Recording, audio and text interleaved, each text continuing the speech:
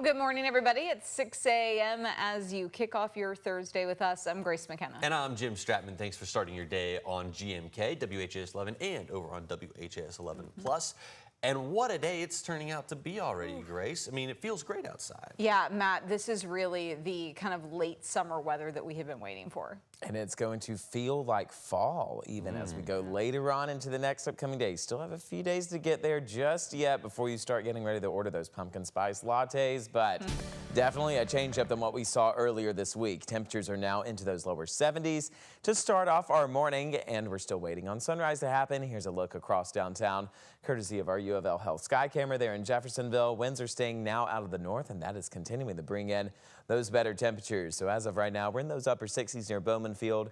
A few lingering clouds are still part of our forecast, and that's going to be sticking ground through a majority of our morning times. So sending the kids off to school this morning, you can expect those skies still to stay mostly cloudy, with temperatures into the upper 60s, lower 80s later on this afternoon as you get ready to head home, with still expecting those clouds to linger around our skies. Satellite and radar still staying quiet and dry so far. As I mentioned, we're just seeing a bit of an overcast trend for a few of us. And as we go later into the morning hours, I'm still expecting these clouds to linger around. As we go closer towards 12 p.m., that's whenever we'll see occasional sunshine mixed in with the clouds. Along with that, a few patches of drizzle are going to be possible, but as we enter the later hours of the night, we're going to see more of a dry trend with those skies starting to break apart, bringing in more quiet conditions overnight, with temperatures expected to ease their way into the 60s just as we go later on into our Friday morning. And then we have a nice setup just in time for the weekend. We're going to have all the details about your weekend forecast coming up here in just a few short minutes.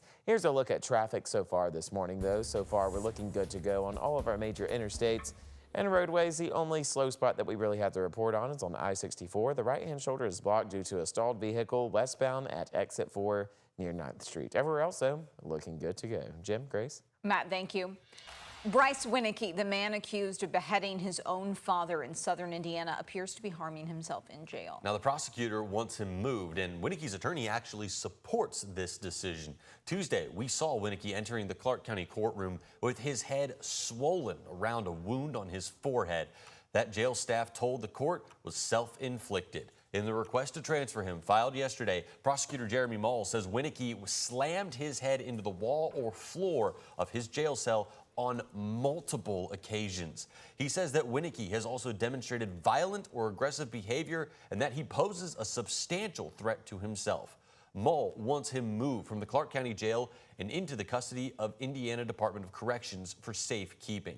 Bryce Winneke's attorney, Larry Wilder, spoke with WHAS 11 last night, and he said, quote, "Bryce's safety is important to everyone, and the state's request seems to be a legitimate expression of their concern as well. IDOC, or the Indiana Department of Corrections, would be any of the correctional institutions across the state equipped to provide him with the safest environment for the circumstances he is facing. The IDOC is better positioned to address Bryce's situation at present." Two former LMPD officers involved in the raid on Breonna Taylor's apartment are now facing lesser charges. Federal Judge Charles Simpson in Louisville dismissed their most serious felony counts. Joshua James and Kyle Meany were charged with violating Taylor's rights in March of 2020. Prosecutors said they lied in a search warrant, which led officers to Taylor's home and resulted in the shots fired between her boyfriend and police.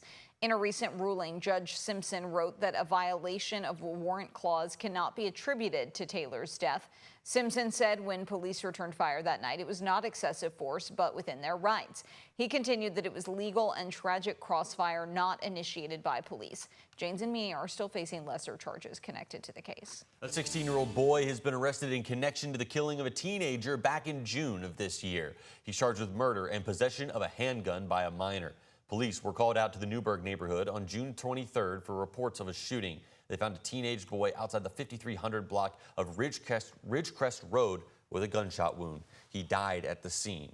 No word yet on when the suspect will be in court for his arraignment. And now 4 people are in jail after a deadly home invasion in Lebanon, Kentucky. The 4 people who've been arrested from left to right on your screen are 32-year-old Tyler Gunn. He's charged with murder and robbery.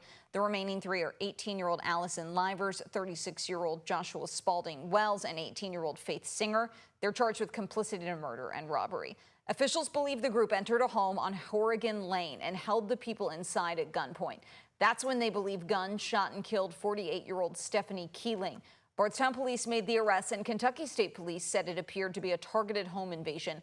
All four are due in court next week. Harnessing the power of the sun has brought some storm clouds over Hoosiers in Clark County.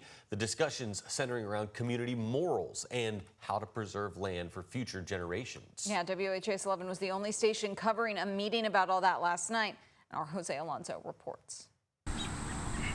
The power of the sun will live on as free energy not capitalized in Clark County, Indiana. Difference of opinion. It is. It's, and we're still neighbors. A packed out room at the Clark County Board of Zoning Appeals meeting where the Florida-based company Bright Knights plan to rezone farmland came to an end. All the people here in red shirts, we're not financially gaining anything from this. The other side put a lot of effort into it. They had a lot of financial gain involved. For us, this was purely about protecting our community. But for property owners wanting to lease their land to capture the sun's rays, like Sophia's schemes, are let down. I'm hopeful that that we are still able to push through another project, just because it's, in my opinion, it's better for the environment. Having panels is better than spraying all the chemicals. This was a heavy decision for the board, but in the end, they voted to deny this application by a 3-2 vote on the basis of property values, traffic impact, morals, and division of community. We've put years into this, and to be disappointed hurts, and at times you say things you don't want to say. On the same day, President Donald Trump releasing a statement via Truth Social about renewable energy, saying in part, quote, "We will not support wind or farmer destroying solar." And on Monday, the Secretary of the USDA stated they will no longer deploy programs to fund solar or wind projects on productive farmland. I think it's the right action. If solar was so great, then it should be able to stand on its own. And I think our ag property, our ag ground, our food production is much more important. Although the community looks and feels divided, there's hope they can still respect each other and see the bright side of community. In Clark County, Jose Alonso, WHAS11 on your side. A Southern Indiana massage parlor owner is facing accusations of corrupt business practices. 62-year-old Yanghua Feng Thrasher of Louisville was arrested last night after a month-long police investigation. In February of this year, Indiana State Police received reports of alleged illegal activity at Asian Massage in Sellersburg. Police believe Thrasher stole nearly $17,000 in unpaid state and county taxes. She's being held at the Clark County Jail on a $10,000 bond.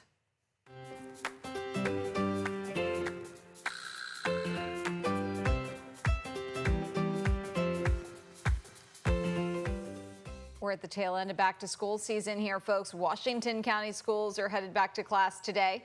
New this year, the district is offering an app called Meal Viewer, where students and parents can see school menus.